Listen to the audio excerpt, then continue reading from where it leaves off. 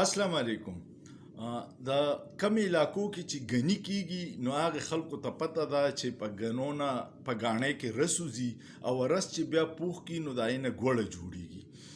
اوس دا غاڼې په جنریټرو چلیږي، مخکې به دا غاڼې په غوایانو چلیده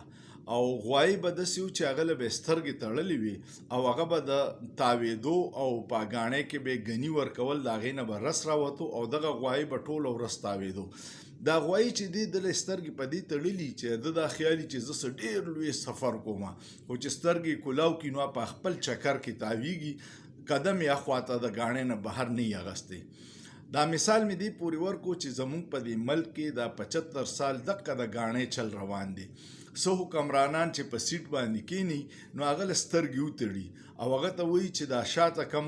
غاڼې ده، په دې کې به موږ د عوامو د ورکو او د دې نه به رس روباسې د ټکسونو په شکل باندې، په مختلف شیزونو په شکل باندې. او دا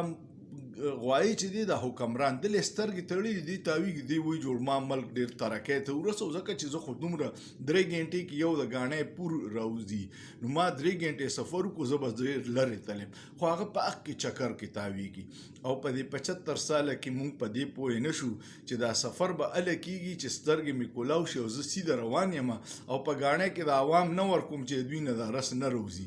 عوام ته سهولتونه ورکمه نو هله به دا ملک ترقي کوي. امید لرم تاسو به په دې مثال پوه شوي. کو ویډیو مو خوښه شوه نو کمنټ پیو کې، لایک پیو کې، دوستانو سره شیر کې او سوچ پیو کې، په سوچ کې څه ګناه نشته.